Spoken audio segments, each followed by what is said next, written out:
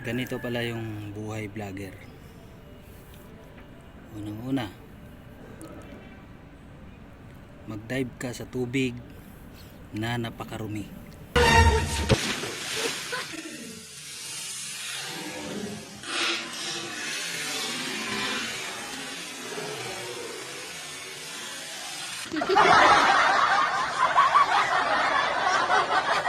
Diba?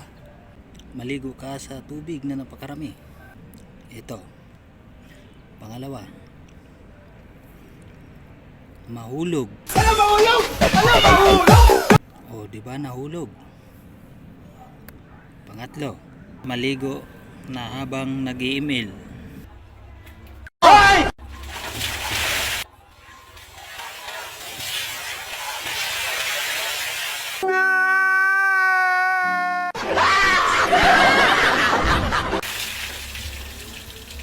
Ayun ang napakaganda. Gumulong-gulong.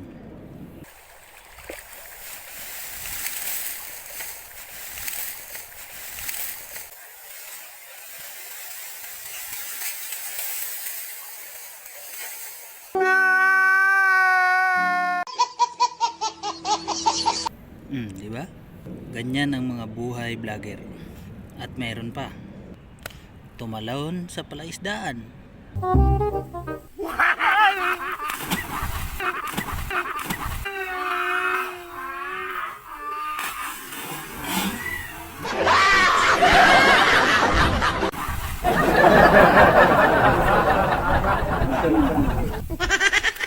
Yan, ganyan ang mga buhay vlogger. Pero alam nyo ba mga lodi, sa dami-dami ng ginawa ko na yan, sa dami-daming ginawa kong content, wala ni isang nag-viral dyan. Walang ni isa na umabot ng 100k, 10k, walang views na ganon. Ang pinakamataas ko lang na views mga lods, 1.2 k lang ha, hindi million ha, 1.2k. Hindi ko nga malaman mga lodi kung pangit ba yung mga content ko o siguro ganun na nga. Pero alam nyo ba, hindi pa rin ako sumusuko sa paggawa ng content. Alam nyo kung bakit? Kasi hindi ko pinangarap na maging sikat, pero dahil sa kahirapan nagawa ko ito. Pero hindi para sa akin. Naawa ako sa mga anak ko na tuwing papasok ng school nagrereklamo sa akin. Minsan pag nandito ako sa trabaho tumatawag, "Papa, lagi na lang kami pumapasok, lagi na lang kami walang baon na pera, minsan wala pa kami baon ulam." Doon ako napapaiyak mga lodi. Doon ako nagsumikap na mag-vlog. Kahit mga walang nanonood, kahit wala masyadong nanonood sa akin, okay lang.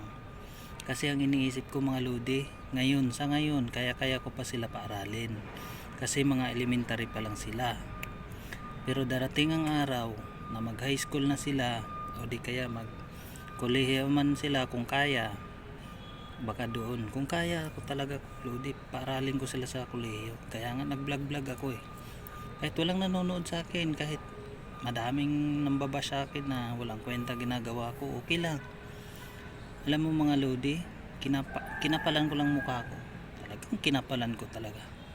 Mahihain ako sa pagbablog ng ganyan. Kaya kita nyo sa mga vlog ko, sa mga video ko, wala akong masyadong involved na maraming tao kasi mahihain ako. Pero dahil sa mga anak ko, nakikita ko sila na nahihirapan sa sitwasyon na dyan lumalakas loob ko na talagang ipagpatuloy ko to ang pagbablog para sa kanila. Hindi to para sa akin mga lodi, para lang to sa mga anak ko na balang araw hindi nila maranasan yung naranasan ko. Isang dihamak na manggagapas ng tubo dati, ayun, construction, yan lang talaga maabot ko dahil wala akong pinag-aralan mga lods. Grade 1 lang ako mga lodi. Ito makakaraos pa rin at sana patuloy nyo akong suportahan. At maraming salamat sa mga tunay na nagsusuporta sa akin. Pero sa mga nagbaba sa akin, no comment na ako pero basta hindi ko sila papansinin. Pero sa mga tunay kong supporters dyan, maraming salamat. Sana dumami pa kayo ng mga followers ko. At sana dito ko matupad yung mga pangarap ko para sa mga anak ko. Hindi ito para sa akin mga lods. Dati pa naman wala akong pangarap sa buhay ko.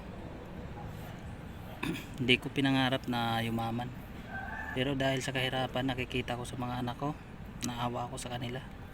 Minsan napapaiyak na nga lang ako eh. Kaya yun lang mga lodi. God bless you all.